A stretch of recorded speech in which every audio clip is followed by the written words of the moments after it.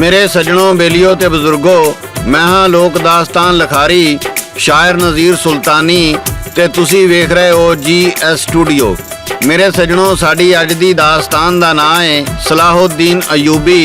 इस दास्तान दी फरमाइश करदे ने पिंड बुट्टर शरीफ तो बाबा मलक अब्बास, नारकवाल 530 तो आजाज कंबो ते हमजा कंबो, समुंदरी तो अलियास कंबो, शोरकोट तो शुआब अख्तर सदल, चक नंबर 299 GB टोबा टेक सिंह तो राणा मुनीर अहमद, गुजरात तो खुरम शहजाद, इस्लामाबाद तो डॉक्टर इब्ने इश्तियाक जुबैरी, चक नंबर 361 GB गोजरा तो मोहम्मद अली जट, रावी रियान तो तारक अली मुगल, रसूलपुर जट्टां तो मीर अहमद जट, पिंड दादन खान तो मुहम्मद असगर, फैसलाबाद तो रियाज अहमद रहमानी, विहाड़ी तो चौधरी फयाज अहमद राजपूत, कदर शरीफ मंडी बहाउद्दीन तो मलक शोएब अंजम, 83 पुली पिंड दवाखड़ी टोबा टेक सिंह तो बाबा मुनीर अहमद शेख, चक नंबर 327 मरोड़ तो बाबा अमीर अली, जद्दा सऊदी अरब तो अल्लाह रखा, मंडी बहाउद्दीन तो इमरान कमर,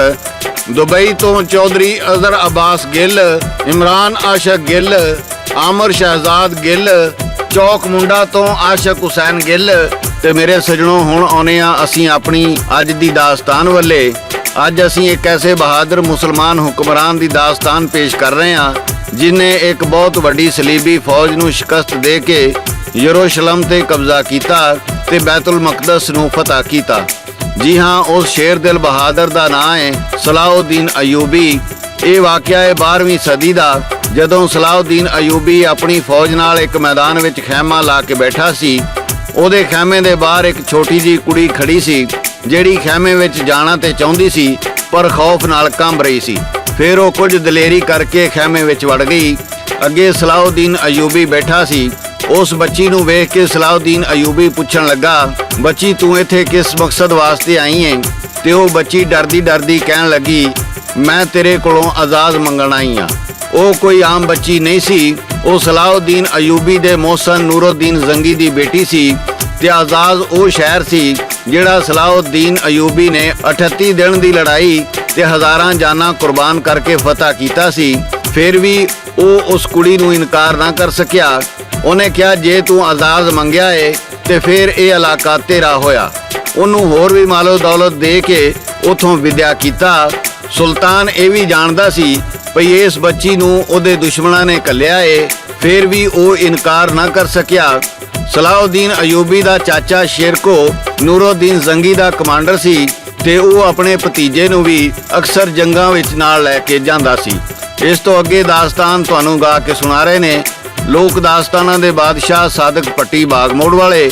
ਰਿਕਾਰਡ ਕਰਦੇ ਨੇ ਲਾਲਾ ਜੀ ਤੇ ਲਿਖਦੇ ਨੇ ਸ਼ਾਇਰ ਨਜ਼ੀਰ ਸੁਲਤਾਨੀ।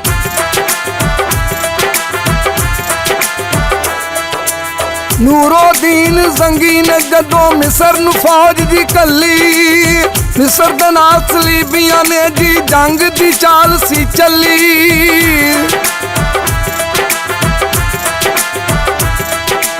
ਮਿਸਰ ਹਕੂਮਤ ਰਿਸ਼ਵਤ ਪਾਰੋਂ ਹੋ ਕਮਜ਼ੋਰ ਗਈ ਸੀ, ਨਾ ਤਹਾਦ ਉਹਨਾਂ ਦੇ ਅੰਦਰ ਆਪੋ ਆਪਣੀ ਪਈ ਸੀ।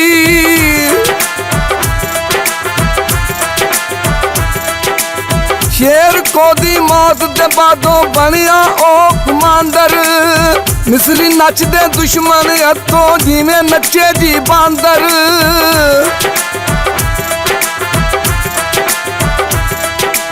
ਯੂਬੀ ਨੇ ਫਿਰ ਕਬਜ਼ਾ ਕੀਤਾ ਮਿਸਰ ਤਖਤ ਆ ਕੇ, ਮਿਸਰੀ ਯਾਰ ਖਲੀਫਾ ਨੂੰ ਕਿਹਾ ਵਿੱਚ ਬਿੱਲਾਂ ਦੇ ਜਾ ਕੇ।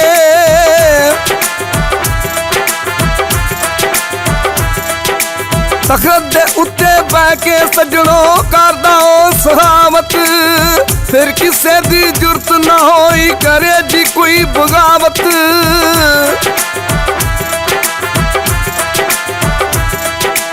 ਸਾਰੀ ਦੌਲਤ ਵੰਡੀ ਉਹਨੇ ਰੱਖੀ ਕੋਲ ਨਾ ਕੋਈ, ਸਾਰੇ ਮਿਸਰ ਚ ਉਹਦੀ ਸੱਜਣੋ ਬੱਲੇ ਬੱਲੇ ਹੋਈ।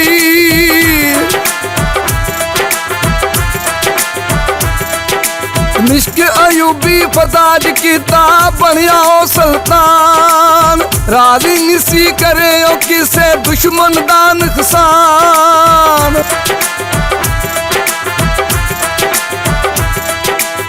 ਦੁਸ਼ਮਣ ਨੂੰ ਉਹ ਰਾਜ਼ੀ ਕਰਕੇ ਸੁਲਾਹ ਦੀ ਉਹ ਕਰ ਲੈਂਦਾ। ਬਸੋ ਸਾਰੇ ਅਮਨ ਦੇ ਨਾਲ ਸਲਾਹੁਦੀਨ ਜੀ ਕਹਿੰਦਾ।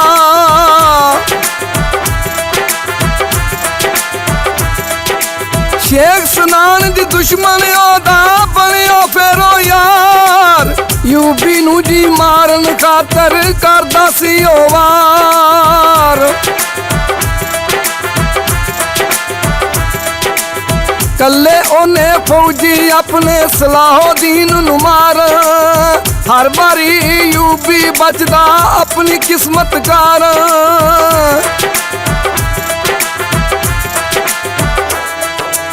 ਮੇਰੇ ਸੱਜਣੋ, ਜਦੋਂ ਸ਼ੇਖ ਸਨਾਨ ਦੀ ਸਲਾਹੁਦੀਨ ਅਯੂਬੀ ਨੂੰ ਮਾਰਨ ਦੀ ਹਰ ਸਾਜ਼ਿਸ਼ ਨਾਕਾਮ ਹੋ ਗਈ ਤੇ ਉਹਨੇ ਸਲਾਹੁਦੀਨ ਅਯੂਬੀ ਨਾਲ ਸੁਲ੍ਹਾ ਕਰ ਲਈ। ਉਹਦਾ ਸਭ ਤੋਂ ਚੰਗਾ ਦੋਸਤ ਬਣ ਗਿਆ। ਸ਼ੇਖ ਸਨਾਨ ਦੀ ਫੌਜ ਇੰਤਹਾਈ ਟ੍ਰੇਨਿੰਗ ਯਾਫਤਾ ਸੀ। ਇਹਦੀ ਫੌਜ ਨੂੰ ਖੂਨੀ ਕਾਤਲ ਵੀ ਆਖਿਆ ਜਾਂਦਾ ਸੀ। ਇਹਨਾਂ ਕਾਤਲਾਂ ਨੇ ਸਲਾਹੁਦੀਨ ਅਯੂਬੀ ਤੇ ਕਈ ਵਾਰ ਹਮਲਾ ਕਰਨ ਦੀ ਕੋਸ਼ਿਸ਼ ਕੀਤੀ ਸੀ, ਪਰ ਇਹਨਾਂ ਨੂੰ ਨਾਕਾਮੀ ਹੋਈ ਸੀ। ਇਹ ਦਾਸਤਾਨ ਗਾ ਕੇ ਸੁਣਾ ਰਹੇ ਨੇ ਸਾਦਕ ਪੱਟੀ ਬਾਗ ਮੋੜ ਵਾਲੇ।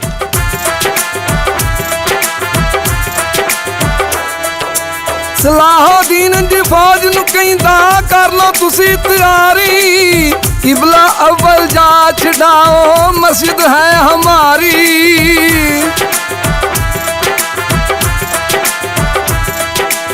ਆਕੇ ਉਹਨਾਂ ਯਰੂਸ਼ਲਮ ਤੇ ਹਮਲਾ ਕੀਤਾ ਭਾਰੀ। ਥੋੜੀ ਫੌਜ ਕਿਲੇ ਚ ਰਹਿ ਗਈ, ਬਾਕੀ ਫੌਜ ਹਾਰੀ।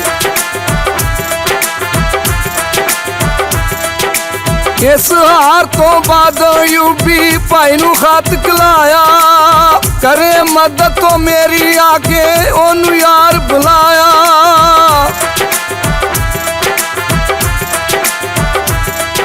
ਸਲੀਬੀਆਂ ਸਮਝਿਆ ਜੰਗ ਦੇ ਅੰਦਰ ਹਾਰ ਗਿਆ ਏ ਯੂਪੀ। ਇਹ ਨਾ ਸਮਝੇ ਇਸ ਬੰਦੇ ਵਿੱਚ ਕਿਹੜੀ ਯਾਰ ਏ ਖੂਬੀ। ਕੀਤਾ ਉਹਨਾਂ ਹਮਲਾ ਕੇ ਦਮਿਸ਼ਕ ਨੂੰ ਘੇਰਾ ਪਾਇਆ। ਅਯੂਬੀ ਸਾਰੀ ਫੌਜ ਨੂੰ ਲੈ ਕੇ ਵਿੱਚ ਮੈਦਾਨ ਦੇ ਆਇਆ।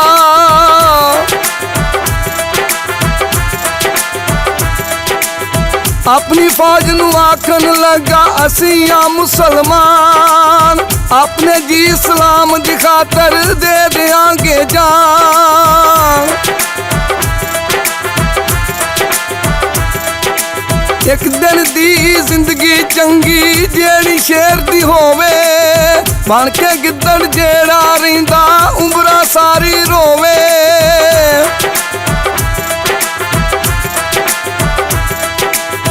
ਅੱਗੇ ਵੱਧ ਕੇ ਦੱਸ ਦਿਓ ਨਾ ਸੀਨਾ ਸਾਡਾ ਚੌੜਾ। ਮੁਸਲਮਾਨ ਤੇ ਮਾਰਦੇ ਨਹੀਂ ਜੇ ਆਪਣੇ ਪੈਰ ਤੇ ਫੌੜਾ।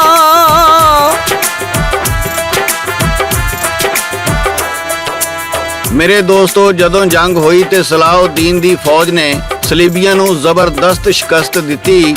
ਸ਼ਿਕਸਤ ਖੁਰਦਾ ਬੈਡਬਨ ਨੇ ਸੁਲ੍ਹਾ ਦੀ ਦਰਖਾਸਤ ਕੀਤੀ। ਸਲਾਹੁਦੀਨ ਚਾਹੁੰਦਾ ਤੇ ਦੁਸ਼ਮਣ ਦੀ ਕਮਜ਼ੋਰੀ ਤੇ ਸ਼ਿਕਸਤ ਦਾ ਫਾਇਦਾ ਚੁੱਕਦਿਆਂ ਹੋਇਆਂ ਉਸੇ ਵੇਲੇ ਹੀ ਫਲਸਤੀਨ ਤੇ ਕਬਜ਼ਾ ਕਰ ਲੈਂਦਾ। ਉਹ ਇਹ ਵੀ ਜਾਣਦਾ ਸੀ ਕਿ ਦੁਸ਼ਮਣ ਸੁਲ੍ਹਾ ਦੇ ਮੁਆਦੇ ਤੋੜ ਵੀ ਸਕਦਾ ਹੈ, ਜਿਵੇਂ ਕਿ ਅੱਜ ਕੱਲ੍ਹ ਮੋਦੀ ਨੇ ਸਿੰਧ ਤਾਸ ਮੁਆਦਾ ਤੋੜ ਕੇ ਆਪਣੇ ਕਾਫਰ ਹੋਣ ਦਾ ਸਬੂਤ ਦਿੱਤਾ ਹੈ। ਪਰ ਮੁਸਲਮਾਨ ਇਸ ਮੁਆਦੇ ਤੇ ਅੱਜ ਵੀ ਕਾਇਮ ਨੇ। ਇਸ ਤੋਂ ਅੱਗੇ ਗਾ ਕੇ ਸੁਣਾ ਰਹੇ ਨੇ ਸਾਦਕ ਪੱਟੀ ਬਾਗ ਮੋੜ ਵਾਲੇ।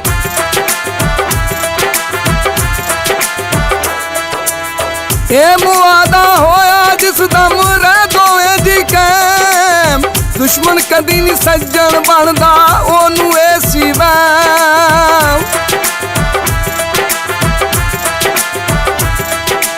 ਬੈਡਬਨ ਨੂੰ ਕੋੜ ਪਿਆ ਜੀ ਉਹ ਤਾਂ ਮਰ ਗਿਆ। ਆਪਣਾ ਤਖਤ ਜ਼ਾਲਮ ਦੇ ਜੀ ਹੱਥੀ ਕਰ ਗਿਆ।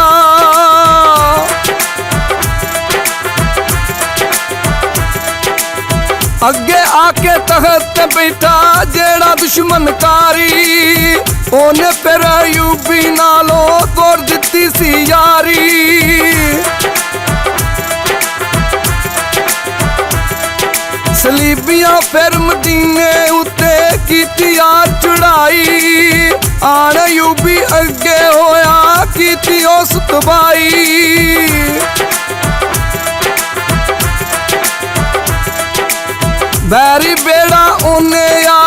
ਕੀਤਾ ਫਿਰ ਤਬਾਹ। ਨਬੀ ਦੇ ਰੋਜ਼ੇ ਦੀ ਜੀ ਕਰਦਾ ਰਾਖੀ ਆਪ ਖੁਦਾ।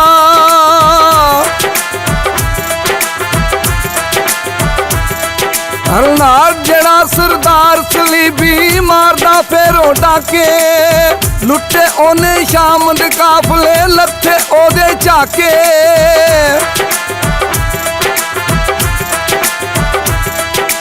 ਭੈਣ ਸਲਾਹੁਦੀਨ ਦੀ ਯਾਰੋ ਲੁੱਟੀ ਗਈ ਨਾਲ ਰਾਈਆਂ। ਆਕੇ ਉਸ ਅਯੂਬੀ ਕੋਲ ਜੀ ਗੱਲਾਂ ਸਭ ਸੁਣਾਈਆਂ।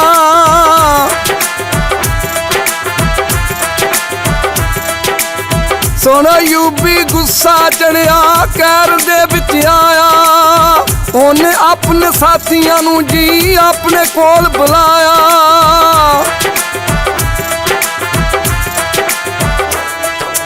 ਮੇਰੇ ਸੱਜਣੋ, ਜਦੋਂ ਰੋਨਾਲਡ ਨੇ ਹਾਜੀਆਂ ਦਾ ਇੱਕ ਕਾਫਲਾ ਲੁੱਟਿਆ, ਉਸ ਕਾਫਲੇ ਵਿੱਚ ਸਲਾਹੁਦੀਨ ਦੀ ਭੈਣ ਵੀ ਸੀ।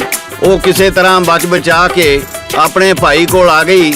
ਉਹਨੇ ਸਾਰੇ ਹਾਜੀਆਂ ਦੇ ਲੁੱਟ ਜਾਣੇ ਦਾ ਹਾਲ ਸੁਣਾਇਆ। ਸਲਾਹੁਦੀਨ ਨੇ ਆਪਣੇ ਇਤਿਹਾਦੀਆਂ ਨੂੰ ਖਤ ਲਿਖੇ ਤੇ ਇੱਕ ਵੱਡੀ ਫੌਜ ਇਕੱਠੀ ਕਰ ਲਈ। ਸਲਾਹੁਦੀਨ ਅਯੂਬੀ ਨੇ ਸ਼ਾਮ ਤੇ ਦਮਿਸ਼ਕ ਦੀਆਂ ਫੌਜਾਂ ਨਾਲ ਜਾ ਕੇ ਰੋਨਾਲਡ ਦਾ ਮੁਹਾਸਰਾ ਕਰ ਲਿਆ ਤੇ ਰੋਨਾਲਡ ਵੀ ਆਪਣੀ ਫੌਜ ਲੈ ਕੇ ਮੈਦਾਨ ਵਿੱਚ ਆ ਗਿਆ। ਤੇ ਫਿਰ ਕੀ ਹੋਇਆ, ਇਹ ਤੁਹਾਨੂੰ ਗਾ ਕੇ ਸੁਣਾ ਰਹੇ ਨੇ ਸਾਦਕ ਭੱਟੀ ਬਾਗ ਮੋੜ ਵਾਲੇ।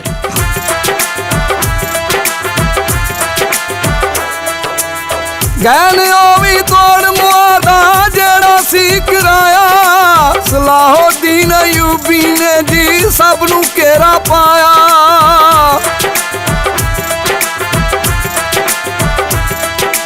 ਸਲਾਹੁਦੀਨ ਟੀਮ ਚ ਆ ਕੇ ਆਪਣੇ ਡੇਰੇ ਲਾਏ। ਸਾਰਾ ਦੂਰ ਟੀਮ ਇਲਾਕਾ ਜਿੱਥੇ ਕੋਈ ਨਾ ਆਏ।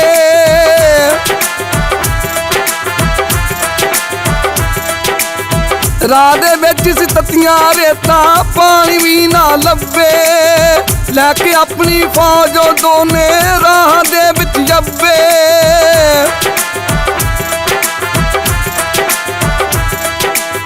ਗਰਮੀ ਦੇ ਨਾਲ ਹਾਲ ਬੁਰੇ ਜੀ ਫੌਜੀਆਂ ਦੇ ਸੀ ਹੋਏ। ਡਿੱਗਦੇ ਟਹਿੰਦੇ ਫੌਜੀ ਉੱਥੇ ਸਾਹਮਣੇ ਆਣ ਖਲੋਏ।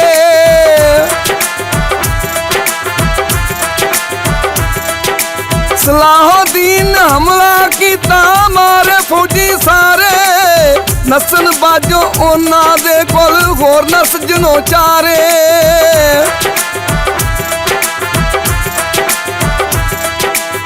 ਫੜ ਲੈ ਉਹਨੇ ਦੋਵੇਂ ਯਾਰੋ ਕੈਦੀ ਉਸ ਬਣਾਏ। ਗੋਡਿਆਂ ਪਾਰ ਹੋ ਗਏ ਦੋਵੇਂ ਤਰਲਿਆਂ ਉੱਤੇ ਆਏ।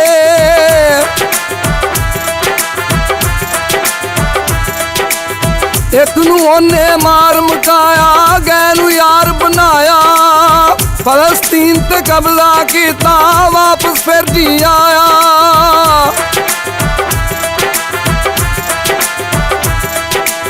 ਹੋ ਬਿਮਾਰ ਗਿਆ ਅਯੂਬੀ ਬੁੱਢਾ ਜਿਸ ਦਮ ਹੋਇਆ। ਜੰਨਤ ਤੋਂ ਸੁਧਾਰ ਗਿਆ ਜੀ ਦਮਿਸ਼ਕ ਸਾਰਾ ਜੀ ਰੋਇਆ।